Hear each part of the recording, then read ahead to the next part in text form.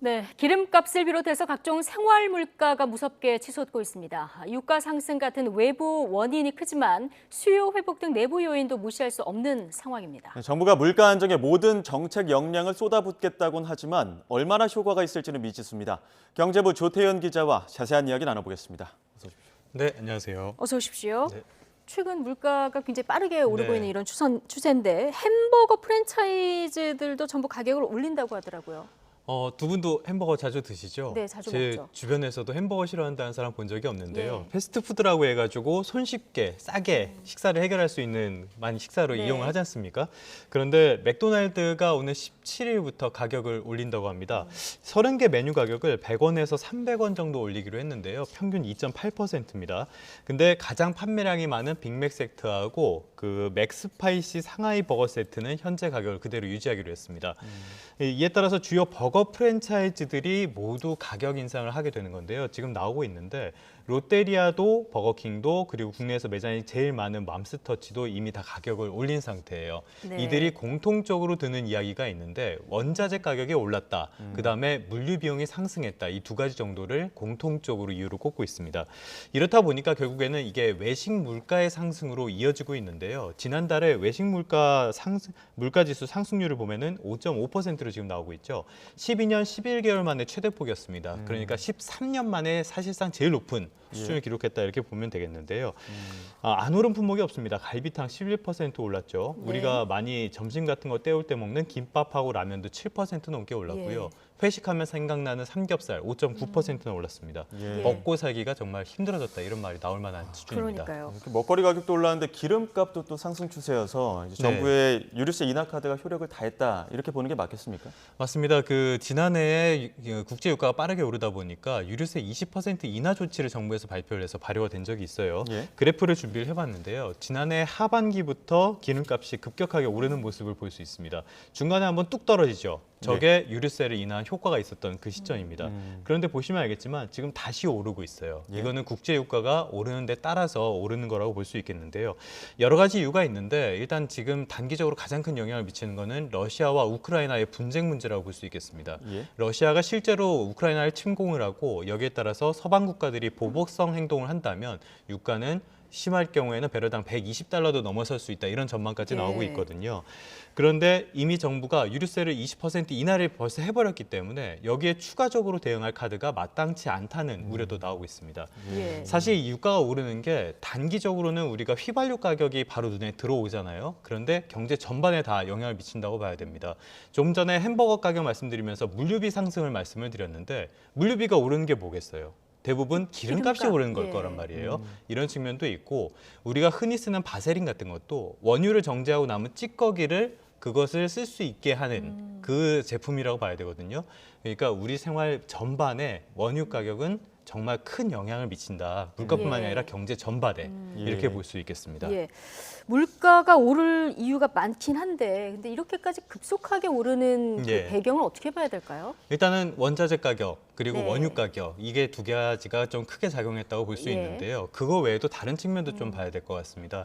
근원 물가라는 게 있어요. 이 근원 물가가 뭐냐면 농산물과 석유류를 제외한 물가 지수를 말합니다. 그러니까 외부 환경에 영향을 받거나 단기적인 충격이 있거나 이런 것들을 제외한 거예요. 이걸 한번 보겠는데요. 지금 보시면 지난달에 3%로 나왔습니다.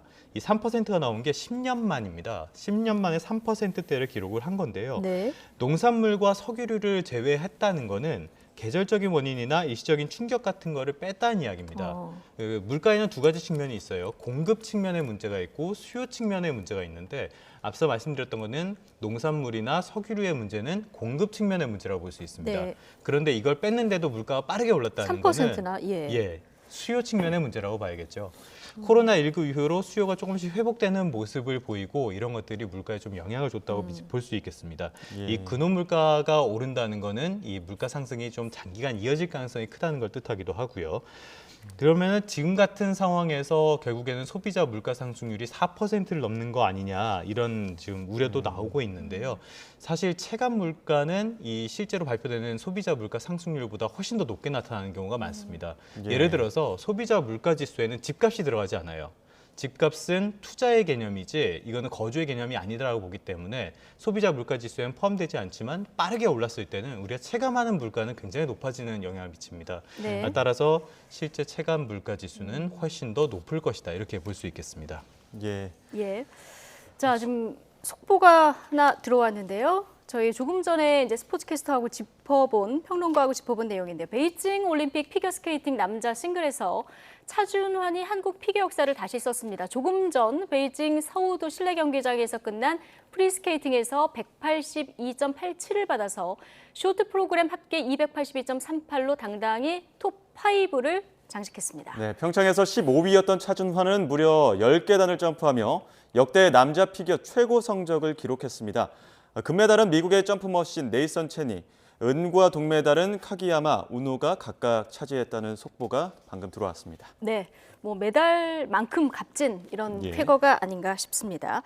자, 기분 좋은 소식 얘기했는데 지금 다시 물가 얘기로 좀 돌아와야 될 것 같습니다. 예. 정부가 총력 대응에 나서겠다 이런 의지를 밝혔는데 네.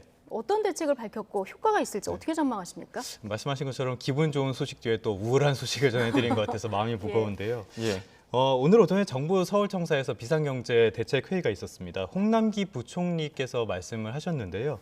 소비자 물가 안정을 위해서 모든 정책 역량을 투입하겠다 이렇게 강조를 했고요. 최근 가격이 오르면서 공급과 수요 모두가 그 소비자 물가의 상승 압력을 키우고 있다 이렇게 진단을 했는데요. 그래서 품목별 대응을 강화하고요. 또 가공식품이나 외식업체가 불법으로 담합을 하거나 가격을 과도하게 올리지 않도록 하기 위해서 감시를 강화하겠다 이런 이야기를 했습니다. 근데 들어보시면 알겠지만 효과가 있을까요? 이 정도 내용이? 그러게요. 네, 별로 이렇게 내용이 나오는 걸 보면은 현재 물가를 안정시키기 위한 확실한 대책은 정부에도 좀 기대하기 어렵다. 정부도 마련하기 어려운 상황이다. 이렇게 볼 수 있을 것 같습니다. 예. 그리고 또 하나 변수가 있어요. 지금 정부하고 정치권이 이야기를 하고 있는 추가 경정 예산안이 있죠. 추가 경정 예산안은 기본적으로 시장에 돈을 더 주어줘서 경기를 부양한다는 측면이 강합니다. 예산보다 더 많은 돈을 쓰겠다는 거니까요. 그렇게 시장에 돈이 풀렸을 때 어떤 효과가 있냐? 물가는 자연스럽게 오르게 됩니다. 예. 그래서 지금같이 고물가 상황에서 추가 경정 예산안, 특히 지금 증액까지 이야기가 되고 있기 때문에 이런 것들이 결국에는 물가 상승으로 또 연결이 될 가능성이 크고요. 이 부분은 정부에서도 물가 상승 우려가 있다고 해서 지금 걱정을 하고 있는 부분이기도 합니다. 네. 예. 그와 반대로 또 지금 한은에서는 기준금리 인상할 가능성도 내비치고 있는 것 같은데 이 네. 부분 어떻게 보십니까? 사실 이건 정책의 엇박자라고 봐야죠. 예. 한국은행에서는 돈줄을 조이기로 하고 정부에서는 돈줄을 풀겠다고 하면은 이거는 정책에서 엇박자 나는 걸로 봐야 되죠. 어찌됐든 한국은행은 지난 1월에도 기준금리를 올렸습니다. 그래서 지금 연 1.25%가 됐는데요. 한국은행이 기준금리를 올린 가장 큰 이유는 역시 물가 안정이었습니다. 예. 한국은행의 설립의 가장 큰 목표이기도 하고요.